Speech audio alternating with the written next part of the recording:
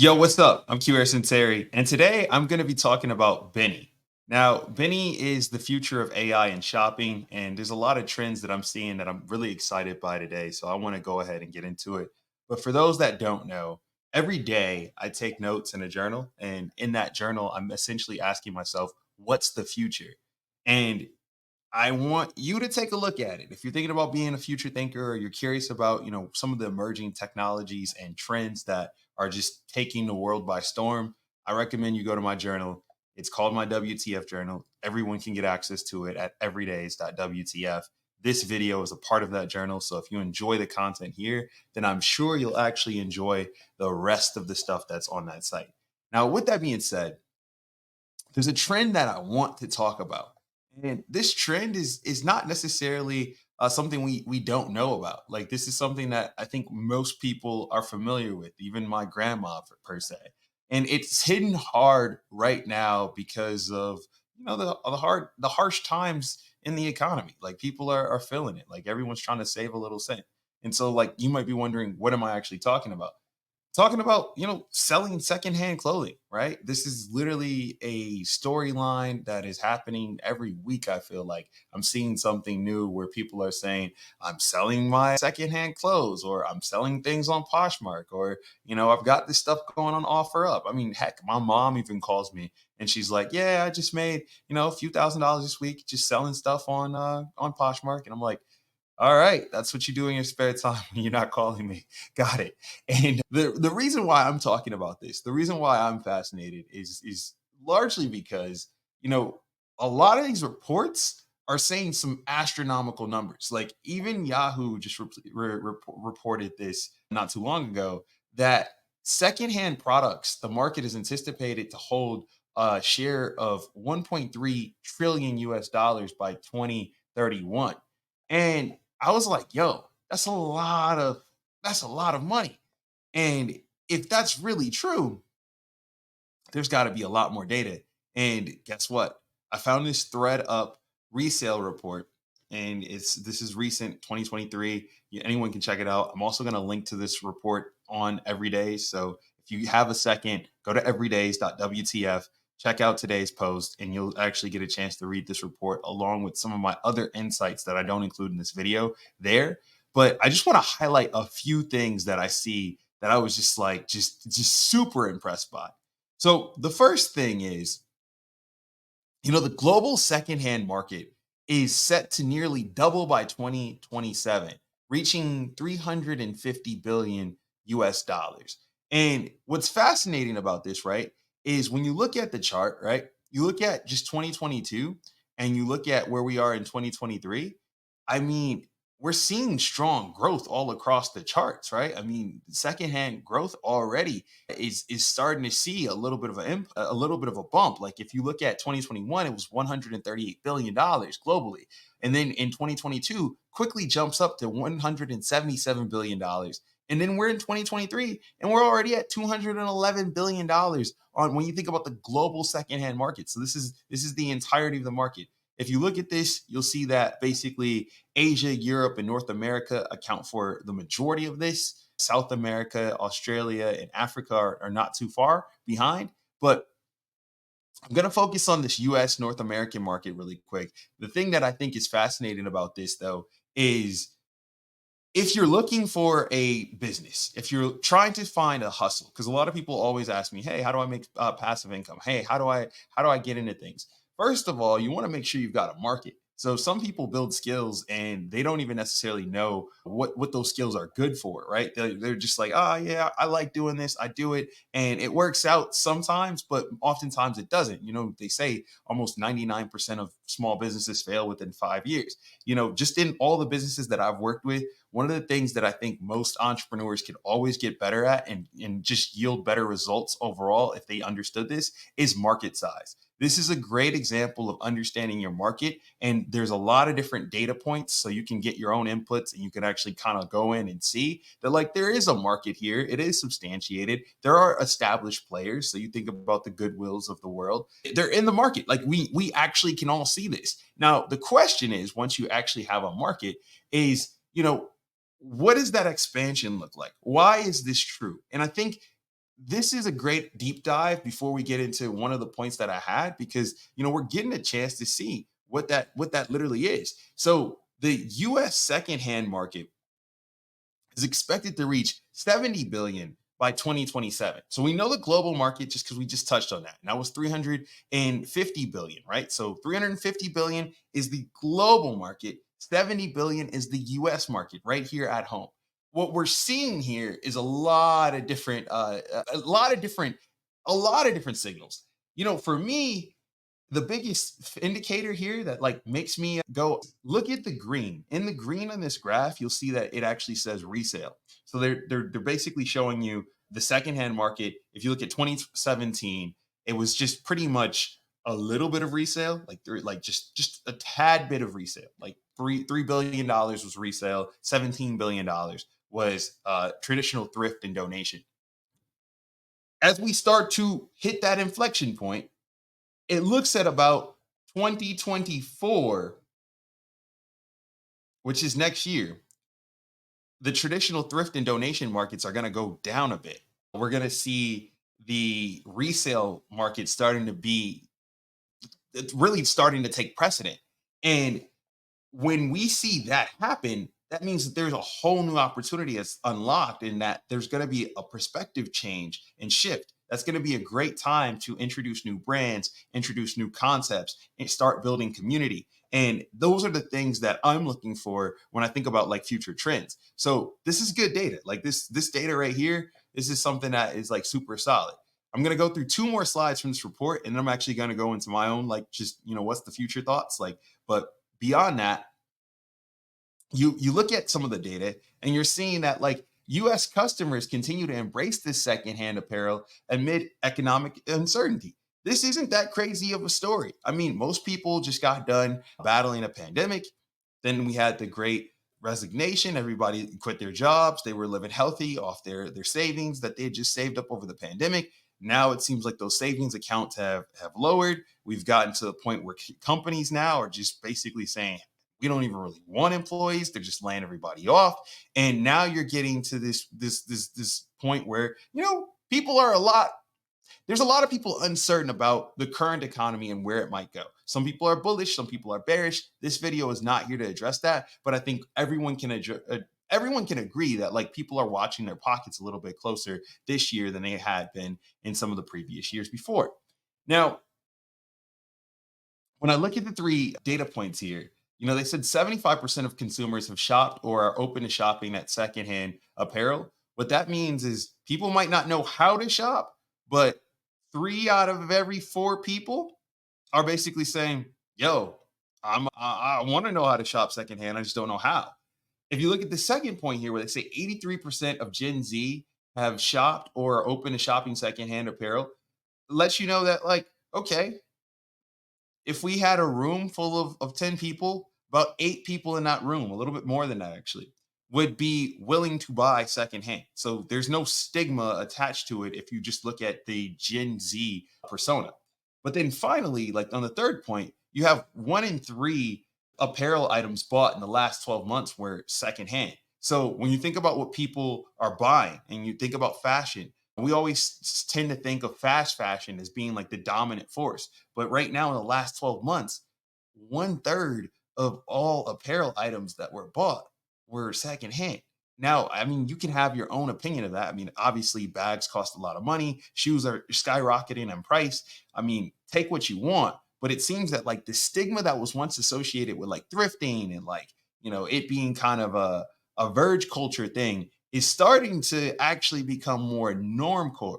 So it means like, a lot of the people that were rebels just about 10 years ago, they were super early, but I mean they're looking pretty normal now. I mean, I remember Macklemore, he had a song called Thrift Shop. And that was really big.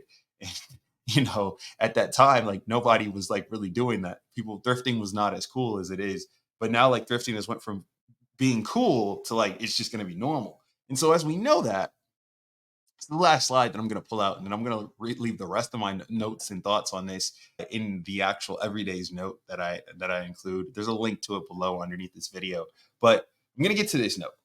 So the online resale is the fastest growing sector in the US secondhand market. We touched on that. right? And it's expected to reach $38 billion by 2027. And it's growing two times faster than the second hand overall. So when we look at like some of the, yeah, I guess you can see some of these lines.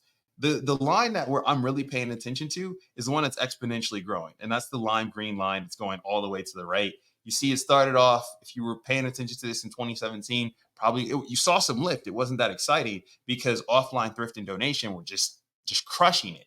But now we're gonna hit that inflection point. It looks like that inflection point is going to come at about 2024, 2023. So we're right on. Like the timing sounds to be good, right? Like, I mean, like if we look at the chart, we look at where it's been, we look at where it's going, the projections, this is not something like the metaverse where you have to chase it out 5, 6 years before you might actually be on target. This you could get right on the money right now. And it looks like the persona that's going to be defining it is Gen Z. I could keep going on and on. As a marketer, there's a lot of things that I can take about, a lot of things I can distill about Gen Z, etc. This is not the video for that, but I'm just saying that a lot of people that I know that are getting into entrepreneurship, and they ask me like, "Yo, how do you spot like trends? How do you like figure out product ideas?" This is oftentimes the greatest thing you can do is like understand who your customers are, and then once you understand who your customers are, you then go into a whole component where you start to ask yourself, all right, we have a customer. What is an incredible product and what would that look like in this segment? I'm not going to cover that here, but what I want to do is get into this last point. And this is from the deck. This is the last point here. And it's that new shoppers are projected to account for the majority of future secondhand market growth in the US. And so just given my point previously where I said you have your consumer, what does an incredible product look like? A lot of people are looking for unique possibilities. Like they want to shop secondhand, they just don't know they don't know how to do it, right? And so 40% of the growth is going to come from the existing shoppers that are already in the market. That means 60% of these new shoppers, they need new brands, they need to find new places in new communities to speak to. They need new sources, new guidance, like all that stuff is pretty much open and up for the taking. And now there's definitely tools, and there's definitely I'm like not the only person to see this.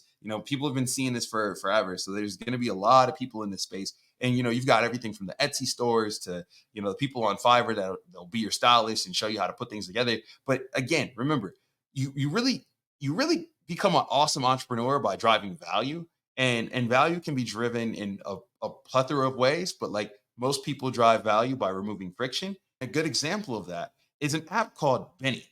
Now, Beni is an AI powered shopping sidekick. It's a mouthful, and everyone's like AI, AI, AI. I get it. This is not Chat GPT. This is actually a bit more refreshing. It's a Chrome extension, and it also works in other browsers. So we'll just say a browser extension, but for me, I use Chrome. So it's a Chrome extension for me. And what it does is when you go shopping, all you have to do is go to the sites that you would already go to, and when you see that price, there's going to be a secondary window that pops up right on front of the page before you even check out that says, "Hey, I found the same exact item or a similar item that's kind of used, that is used, that is just someone doesn't want it anymore, and you can buy it." And I mean, the price savings that I've seen from this app have been pretty ridiculous. If I'm going to speak, I'm going to actually show you because I just didn't believe it myself. Right. So this is me. I'm shopping for some Ultra Boost earlier today. And I like Ultra Boost. So one of the things that I remember is Ultra Boost didn't always used to be $200. Back in the day, they were a little bit cheaper. And back in the day just means like back in 2015, like 16, like they weren't that expensive. Now to buy a pair of all black Ultra Boosts, it can run you $200. So what do? I find an app like Benny. I install it. They also have an iOS app too. I'm showing you the Chrome extension, but bam, here you go. These shoes were worn once and the guy doesn't want them anymore. They're my size, look pretty good. Bottom's a little greasy, but I mean, like, it's the bottom of the shoe. I don't really care about that. Otherwise, the sides look good. This colorway is fine. Bam. Like, that is pretty much what I'm looking for. And I did, what was that? That's a it's an $80 savings, an $80 savings for doing really nothing. Like the friction's not, I was already on Dick's Sporting Goods. I was already going to buy the shoes from there. And guess what? Benny said, hey, I found these on Poshmark. They were cheaper. Or hey, look, I found this on eBay. It was cheaper. And I don't really care. Like, I just want the shoes. Now, you might need it tomorrow. In that case, you might have to buy it from Amazon. You might have to buy it from Dick's. But to my whole point on there being a massive opportunity in this market, you know, secondhand and last mile delivery, that's something that needs to be figured out. Will Goodwill do it?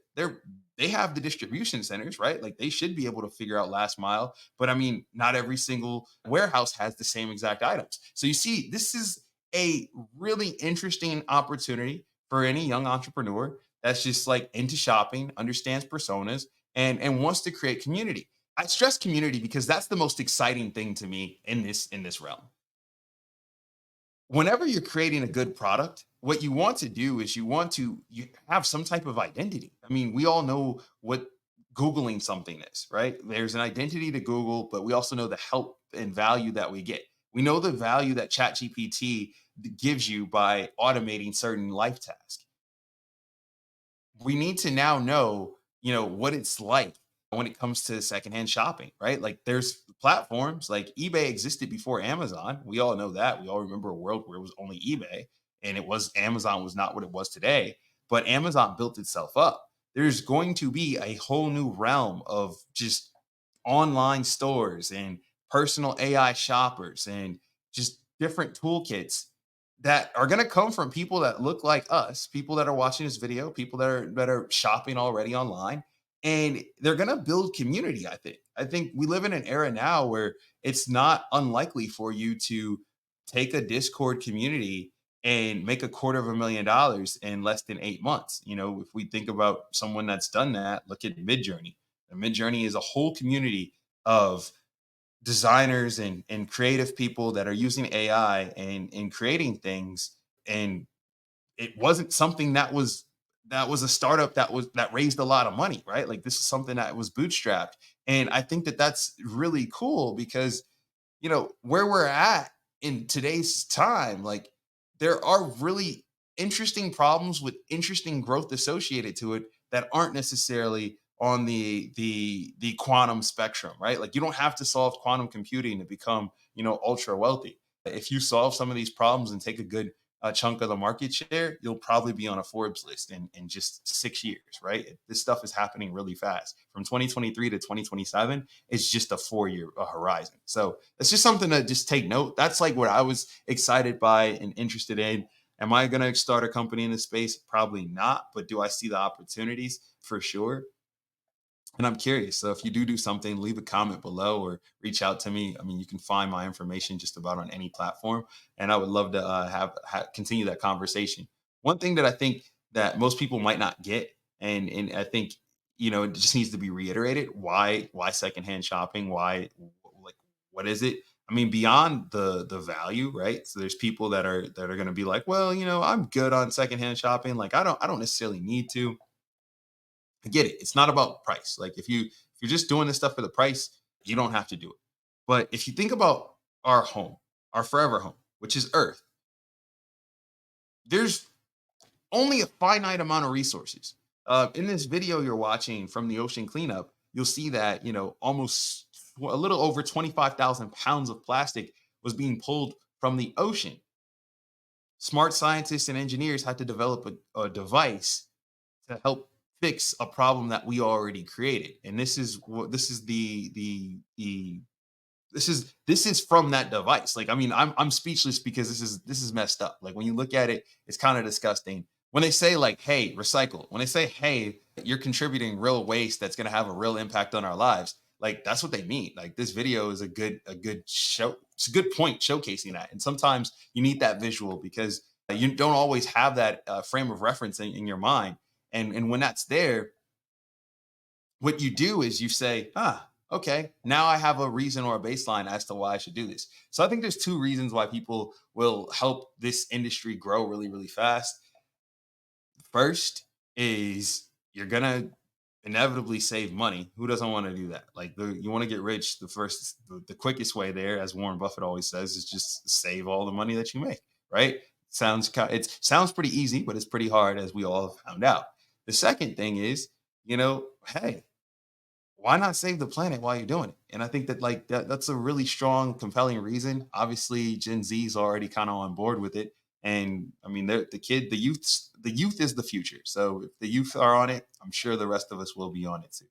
With that being said, if you want to learn more about my thoughts and what I've got to say on this, please go to everydays.wtf. Every day I ask myself, what's the future? And I store them in my WTF journal. Basically, today's Saturday notes, I didn't expect for them to be this gripping, but I mean, you just never know when inspiration hits you. So if you want to share some thoughts, think about the future, see what I've got going on, you can do so at everydays.wtf. Beyond that, I will catch you in the future. And if you start a company, for real, holla at me. I want to know.